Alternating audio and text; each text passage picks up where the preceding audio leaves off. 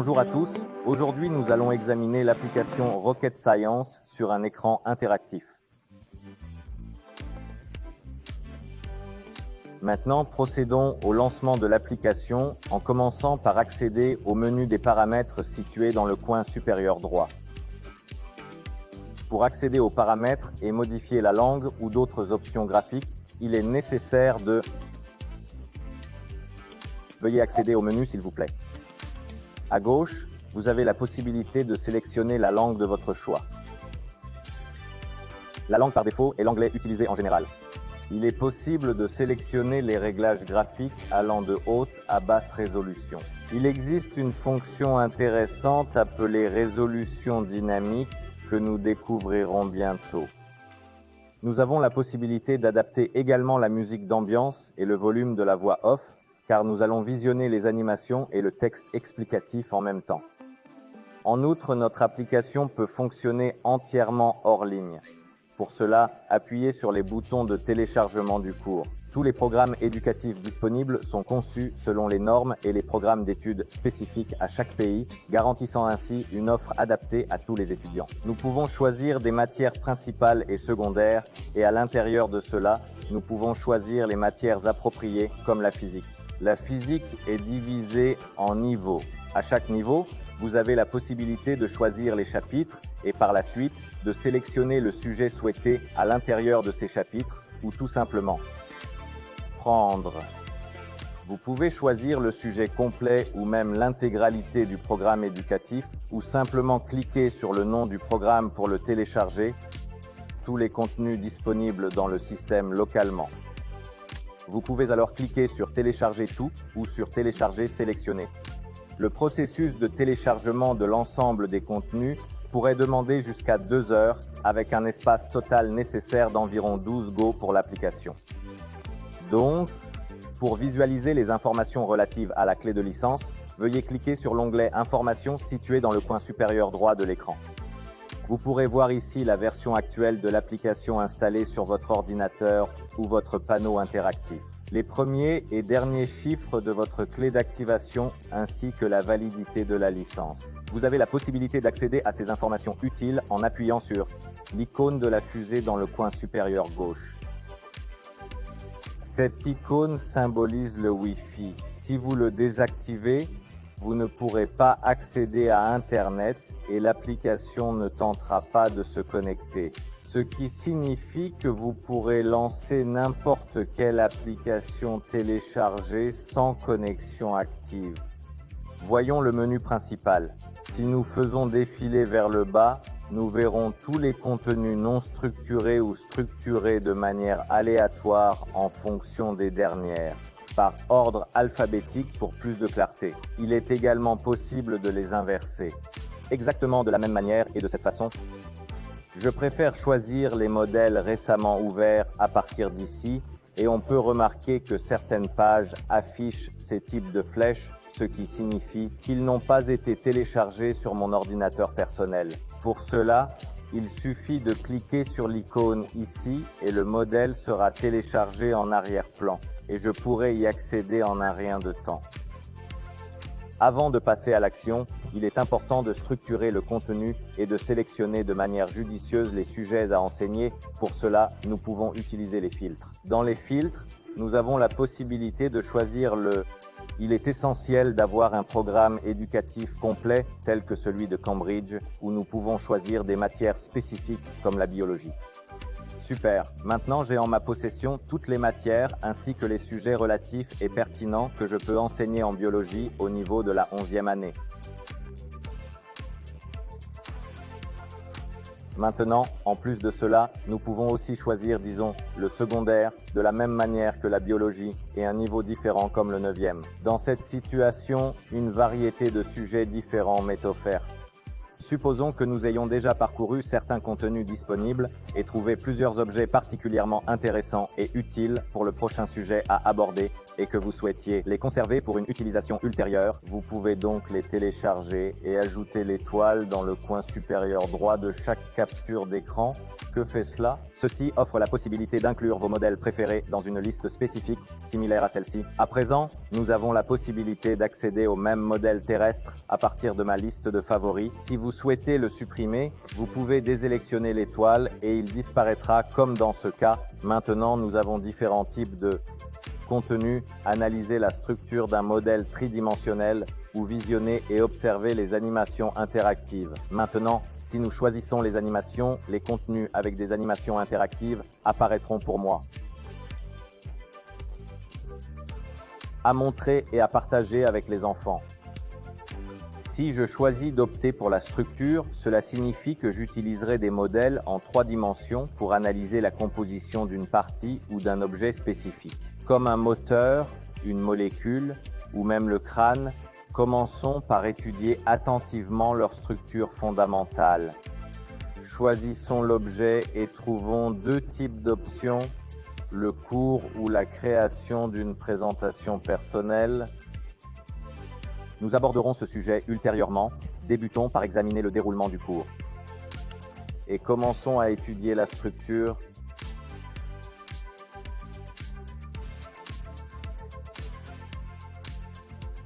On peut entendre la voix de l'enseignant virtuel sur l'application, qui lit la description fondamentale de mon modèle tridimensionnel. Maintenant, pour vérifier mes parties sur l'écran, je peux utiliser 2 doigts, faire glisser mes objets sur un plan, par exemple en avant et en arrière, et aussi de haut en bas, à droite et à gauche. Je peux agrandir ou réduire selon mes besoins. Avec 2 doigts, en les rapprochant ou éloignant, comme dans cette situation précise. Vous avez probablement remarqué que chaque fois que je touche l'écran, l'image devient momentanément floue. Il s'agit en réalité de la fonction de la résolution dynamique. Que fait-elle? Quand le modèle est fixe, l'objet est affiché en haute résolution avec un bon niveau de détail, mais dès que l'on commence à le manipuler, l'image devient automatiquement réduite ou moins nette. Comme dans ce cas, c'est une option conçue pour permettre au matériel bas de gamme, qu'il soit PC ou Android, de fonctionner sans restreindre leur utilisation, de fonctionner correctement et de ne pas empêcher son utilisation. À présent, nous allons tenter de comprendre le fonctionnement de ces boutons de contrôle. Tout d'abord, il est important de noter qu'ils peuvent être localisés à la fois du côté droit et du côté gauche de l'écran. Personnellement, je trouve cela pratique d'être de ce côté. Certains enseignants pourraient n'être que là. Commençons par le haut vers le bas et voyons qu'il y a un stylo de dessin. C'est un stylo de dessin dans l'application qui vous permet de écrire des commentaires tout au long de la présentation de n'importe quel sujet. Et si vous souhaitez les effacer, pour effectuer une action similaire, comme celle-ci, imaginons maintenant que vous souhaitiez faire découvrir aux enfants certaines notes, vous pouvez alors cliquer sur le bouton enregistrer ici. En pratique, l'application prend une capture d'écran, la sauvegarde dans une mémoire locale et peut ensuite être envoyée aux étudiants. Pour désactiver cette fonction, il vous suffit de retoucher le stylo une nouvelle fois. Le bouton situé ci-dessous vous permet d'accéder à la définition. En fait, il permet de consulter la définition de tout ce qui est ici. Ce qui est actuellement disponible ici, comprenant une description détaillée de l'objet. Mais en appuyant sur ce bouton, le plus important c'est que tous les objets mentionnés seront affichés, particulièrement les vaisseaux sanguins, permettant une vue plus détaillée. À présent, l'encyclopédie a été mise à jour pour permettre la lecture de la définition de derma. Et cette définition est accessible dans toutes les langues qui, dans les paramètres, vous avez vu, comprenant la fonction de VoiceOver pour une lecture vocale fluide et facilitée. Laissez-moi vous prouver la signification de ces objets à travers un texte explicatif qui leur est lié.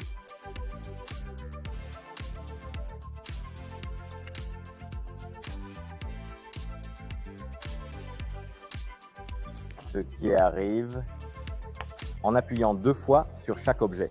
La caméra se déplacera automatiquement vers lui et se focalisera dessus, simplifiant ainsi la navigation dans le jeu. Une autre grande fonction très utile est le bouton de lecture. Si vous appuyez sur le bouton Play situé ici, une opération semblable est possible concernant lecture du texte explicatif. Il est envisageable de passer facilement d'une section à l'autre de l'objet.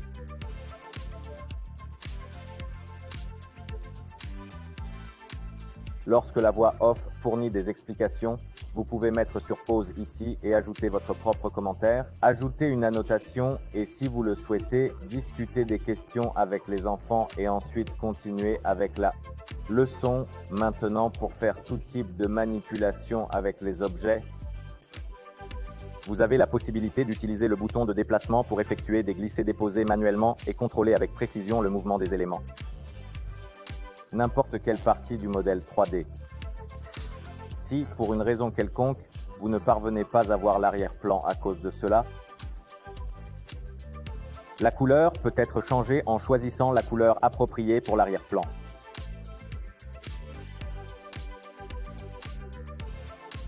Il est maintenant également possible de faire exploser automatiquement l'objet en appuyant sur ce bouton. Veuillez appuyer sur ce bouton pour le remettre en position. Il s'agit du mode de structuration. En plus d'effectuer des opérations manuelles avec mon objet, je peux également insérer des questions prédéfinies et générer automatiquement. C'est une fonctionnalité très pratique pour enseigner dans une classe bondée d'élèves. Donc, Rocket se charge de tout pour moi, je n'ai aucun préparatif à faire. Il y a 3 catégories de questions d'évaluation à prendre en compte: le bon assemblage des objets, la sélection des éléments adéquats et l'appariement correct des étiquettes avec les objets. En choisissant l'association d'étiquettes, on me propose d'associer les étiquettes à l'objet correct. Il est possible de noter que si l'association est correcte, l'arrière-plan deviendra vert. Si elle est incorrecte, il deviendra rouge. Pour compléter le test, il suffit simplement d'appuyer sur le bouton « Terminer », ce qui permet ensuite de sortir facilement du mode test, de la même manière que pour l'assemblage. La sélection et l'association des étiquettes. Maintenant, nous devons indiquer le follicule pileux à l'écran. Par conséquent, si je suis convaincu que c'est le follicule pileux, je devrais le confirmer. Exact. Maintenant, si je ne connais pas la réponse ou si je ne veux pas la donner, je peux. Passons maintenant à l'aspect sébacé, lequel est tout aussi important que les autres étapes précédentes, notamment l'assemblage final de l'objet qui est un outil d'évaluation très fascinant et interactif, conçu pour les jeunes afin de leur permettre d'apprendre de manière ludique et efficace la structure détaillée d'un modèle 3D. Donc, nous devons juste reconstruire mon modèle en 3 dimensions en plaçant chaque élément à sa position correcte et continuer jusqu'à ce que tout soit parfaitement assemblé. Ceci est un aperçu des fonctionnalités de la mode connue sous le nom de structure. Passons maintenant à explorer ce qui se cache derrière l'animation. Pour l'animation, prenons quelque chose de très intéressant comme, pour la physique, un moteur à 4 temps. Bien sûr, je peux étudier la structure du moteur ou aller voir comment il fonctionne. Plongeons dans la thermodynamique. Et essayons de comprendre comment fonctionne un moteur à combustion interne. J'ai changé le fond pour plus de facilité. Maintenant, en mode animation, je peux encore voir le modèle 3D sous toutes ses perspectives, même si je ne peux pas interagir directement avec certains éléments, le désassembler manuellement ou le casser en petits morceaux. Ici, j'ai des outils plus limités. J'ai quand même le stylo pour dessiner exactement comme dans ce cas. De plus, j'ai les explications correspondant à chacune des images de l'animation, au lieu de simplement mentionner les noms des objets. Ici, j'ai toutes les images à disposition, donc si j'appuie sur la première image à l'écran, et je vois comment le moteur agit.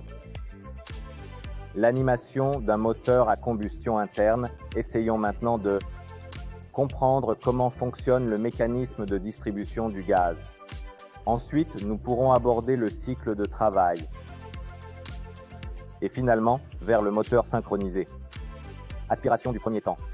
À n'importe quel moment, j'ai la capacité d'interrompre l'animation pour présenter aux étudiants tous les détails sous tous les angles, puisque cela peut être très utile, puis la reprendre. En mettant l'animation en pause, je peux utiliser le stylo pour expliquer ce qui se trouve derrière l'animation, comme par exemple dériver la formule ou expliquer le diagramme. Bien. Par conséquent, ce menu que vous observez ici ainsi que le texte peuvent également être affichés à partir de cet endroit-ci. De plus, la fonction de voix off peut également être activée, comme illustré dans cette situation. Sur une ligne horizontale, vous avez la possibilité de sélectionner des tags. En réalité, il s'agit simplement du même menu, reproduisant la disposition verticale des balises en la transposant horizontalement. Parfois, il est plus facile de faire défiler verticalement si vous avez beaucoup de balises. Pendant ce temps, vous pouvez choisir la bonne et la voir. De la même façon, vous pouvez faire marche arrière ou avancer à votre rythme selon vos besoins. Et vous pouvez mettre en pause à tout moment. Laissez suffisamment d'espace. Vous pouvez dessiner un diagramme comme ça.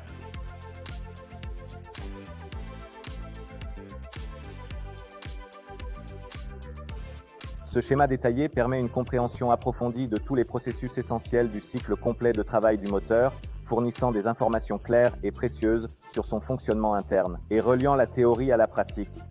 Pour finir, et ce n'est pas moins important, nous proposons également un mode spécifique dans lequel les enseignants peuvent librement élaborer leur propre présentation et explication. Alors, si nous choisissons n'importe quel objet et allons à la présentation, nous pouvons créer notre propre présentation en utilisant les modèles 3D existants. Je suis maintenant capable de créer des présentations comme celle-ci. Entrons un nom, cela deviendra ma première diapositive. Pour régler la caméra, il suffit de laisser, quand vous le désirez, et ajouter une autre diapositive. Lorsque vous ajoutez une autre diapositive, nous pouvons activer le bouton de déplacement et commencer à la sectionner. Supprimons certains niveaux et focalisons-nous sur les zones internes. À présent, appelons cette diapositive poumon, encore une fois. Lorsque nous passons à la diapositive suivante, l'application enregistrera la position actuelle de la caméra ainsi que les différentes parties du modèle pour les utiliser par la suite. Maintenant, nous pouvons commencer à le sectionner et à donner une vue plus rapprochée et sous un angle différent, comme dans ce cas. Sur cette diapositive, je souhaite interagir avec les élèves. Alors, je vais procéder à des interrogations. Veuillez cliquer sur le point d'interrogation ci-dessous. Et soumettre la question. Il y a deux types de questions, vrai ou faux et choix multiples. Commençons par une question à choix multiples où nous pouvons écrire notre question et plusieurs réponses possibles. Disons qu'il s'agit d'une oreille ou peut-être de poumon. Nous pouvons également ajouter un autre type de choix en ajoutant une autre option. La bonne réponse serait poumon. Et je l'enregistre. À présent. Pour ajouter d'autres diapositives ou questions, il suffit d'ajouter une autre diapositive. Imaginons que je souhaite inclure une question à choix vrai ou faux. Plus précisément, je veux interroger sur le fonctionnement du polygraphe à diaphragme. Nous avons la possibilité d'ajouter une autre question ici. Donc, vrai ou faux? Bien sûr, la réponse correcte n'est pas vrai mais faux. Voilà. Pour débuter la présentation de manière simple et rapide, il vous suffit simplement de cliquer sur ce bouton. Et vous serez envoyé directement à la page 0 qui correspond à la diapositive numéro 1. Si nous sommes en train d'expliquer, nous pouvons faire des annotations de cette façon. Ensuite, retourner en arrière et passer à la diapositive suivante où la position de la caméra a déjà été enregistrée précédemment de manière anticipée pour se concentrer sur la fourniture de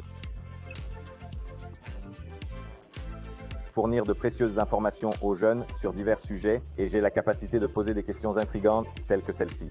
Ainsi, une question particulièrement intéressante pourrait émerger. Comment sauvegarder ce travail pour une présentation ultérieure? Ici, sur le côté droit de l'écran, vous pouvez appuyer pour sauvegarder la présentation. C'est sauvegardé. La présentation est sauvegardée dans la mémoire locale dans les documents. Le dossier requête peut être lancé à tout moment que vous le souhaitez. Vous pouvez également envoyer cette présentation complète à vos collègues afin qu'ils puissent, à leur tour, utiliser votre travail comme support. Donc, pas besoin de sauvegarder les résultats. Vous pouvez aller directement à votre présentation et elle est déjà sauvegardée ici. Si vous souhaitez utiliser le travail de quelqu'un ou quelque chose que vous avez téléchargé, appuyez sur le bouton « Ouvrir » ici et recherchez-le dans votre répertoire. Vous avez la possibilité de le lancer de cette manière.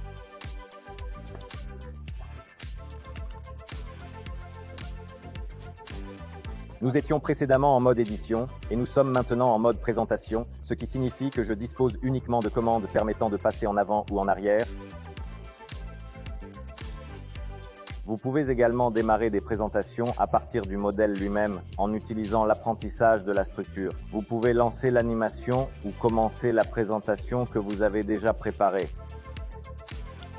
Maintenant, lançons une animation pour vous montrer les types d'animations qu'elle propose. Nous pouvons explorer les processus d'inspiration et d'expiration, voir comment fonctionnent les muscles intercostaux et comprendre le principe général de la respiration de l'air. Je vous donne la possibilité de découvrir les autres contenus et sujets à explorer. J'espère que vous avez apprécié la session et si vous avez des questions, laissez un commentaire ci-dessous ou envoyez-nous une demande.